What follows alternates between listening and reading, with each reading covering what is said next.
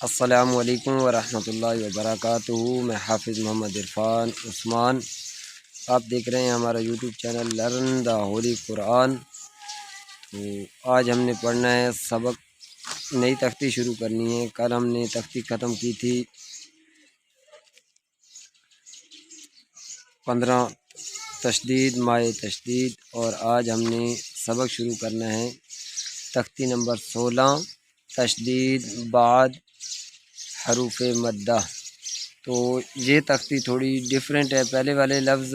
ترتیب کے ساتھ جو ہم نے پڑھے تھے تو اسی طریقے سے یہ بھی لفظ ہیں، اگر ان کو ترتیب کے ساتھ پڑھا جائے گا، جیسے یہاں پہ میں سمجھا دیتا ہوں کہ پہلے ہم نے پڑھا ہے حمزہ، پھر خا، پھر زبر لگائے، تو یا میم اور زبر، نون عین واو اور پھر پیش عین واو، پہلے حرف پڑھیں پھر اوپر تشدید شد جو بھی ہوتا ہے بعد میں لگاتے ہیں۔ تو یہاں پہ بھی ہم نے یہی ترتیب رکھنی ہے کہ پہلے ہم حرف پڑھیں گے پھر اوپر جو بھی آئے گا وہ پڑھیں گے۔ تو یہ بچوں کو ایسے سمجھائیں گے جیسے میں سمجھاؤں گا، تو اس طریقے سے پڑھائیں گے تو یہ بچے کے لیے آسان ہے، ورنہ یہ لفظ بہت مشکل ہیں۔ پہلے میرے پاس رنگین قاعدہ ہوتا تھا، اب کسی کے گھر میں سبق بنایا جا رہا ہے تو اس لیے رنگین قاعدہ نہیں ہے۔ تو کل سے انشاءاللہ دوبارہ رنگین قاعدہ آ جائے گا، تو کل رنگین قاعدے پہ سبق پڑھیں گے۔ تو سبق شروع کرنے سے پہلے کوشش کیا کریں کہ بچے کو درود ابراہیمی ایک بار پڑھا دیا کریں اور اس کے بعد سبق یاد کروایا کریں، اس سے سبق جو ہے وہ اچھا یاد ہوتا ہے اور مائنڈ جو ہے کھل جاتا ہے، ذہن فریش ہو جاتا ہے۔ تو سبق شروع کرنے سے پہلے درود ابراہیمی۔ اعوذ باللہ من الشیطان الرجیم، بسم اللہ الرحمن الرحیم، اللہم صل علی محمد وعلی آل محمد كما صليت على إبراهيم وعلى آل إبراهيم إنك حميد مجيد، اللهم بارك على محمد وعلى آل محمد كما باركت على إبراهيم وعلى آل إبراهيم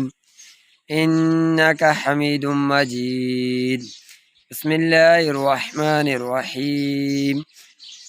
دعات الف لام مد زبر ضال، یہ ایسے ترتیب کے ساتھ پڑھے، پہلے دعات پھر الف پھر لام پھر یہ مد اور پھر لاسٹ میں زبر لگائیں گے۔ دعات الف لام مد زبر ضال، لام دو زبر لن، ضالن، یہ جیسے بریلوی پڑھتے ہیں ایسے پڑھائے۔ اب یہ کسی اور مسلک سے تعلق رکھنے والے، ضاد الف لام مد زبر ضال، یہ اگر بچہ اکٹھا پڑھ سکتا ہے تو کوشش کرنی ہے کہ اس کو اکٹھا ملا کے پڑھائیں۔ ضاد الف لام مد زبر ضال، لام دو زبر لن،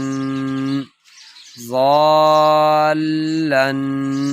یہ اس کو بچے کو یہاں سے الگ نہ کرنے دیں، جیسے میں ابھی پڑھوں گا تو الگ ہو جائے گا۔ ضاد الف لام مد زبر ضال، یہ درمیان میں سانس نہیں توڑنے دینا ورنہ یہ دونوں الگ الگ ہو جائیں گے۔ تو لام کو ایک ہی بار میں، لام دو زبر لن، ضالن، ضاد الف لام مد زبر ضال، لام دو زبر لن، ضالن، یہ اگر یہاں پہ اب ورڈ آئیں گے یہ تو یہ بڑے ہو جائیں گے، تو یہاں پہ بچے کے لیے رخصت ہے کہ وہ الگ کر سکتا ہے، لیکن بڑے کے لیے رخصت نہیں ہے، کہ کیونکہ اگر یہ ایک بچہ یہاں سے لے کے یہ اکٹھا اور آگے لام یا سے لی تک، لام دعا زبر لد، دعاد الف لام مد زبر ضال، لام یا سے لی، لضالی، یہ اکٹھا پڑھ سکتا ہے تو پھر اس کو اکٹھا پڑھائیں، اگر وہ نہیں پڑھ سکتا تو پھر رخصت ہے کہ آپ اس کو الگ کروا لیں، لیکن یہ ایزیلی ہے اور یہاں پہ لام دو زبر لن پڑھا جا سکتا ہے، تو اس کو اکٹھا پڑھانا ہے۔ آگے دوسرا ورڈ، دال الف با مد، دال الف با مد زبر دا، با زبر با، دابا، تا دو زیر تن داباتن دال الف با مد زبر دابا زبر با دابا تا دو زیر تن یہاں پہ غنہ نہیں ہے داباتن دوبارہ یہاں سے شروع سے یہ دو ورڈ ہی بچے کو پہلی بار میں یاد کروائیں اگر سمجھ آ جائے زیادہ سبق یاد کر سکتا ہے تو بے شک آگے والے دو ورڈ بھی اسی ترتیب کے ساتھ یاد کروا سکتے ہیں دعاد الف لام مد زبر ضال لام دو زبر لن ضالن زواد الف لام مد زبر ضال لام دو زبر لن ضالن دال الف با مد زبر دابا زبر با دابا تا دو زیر تن داباتن تو یہ تھا آج کا ہمارا سبق جس کو بھی سمجھ نہ آئے سبق میں کوئی کسی بات کی سمجھ نہیں آتی تو ہمارے واٹس ایپ نمبر 0309672397 پر رابطہ کر کے آپ ہماری خدمات فری میں حاصل کر سکتے ہیں کل تک کے لیے مجھے دیجیے اجازت اپنا بہت بہت خیال رکھنا اللہ حافظ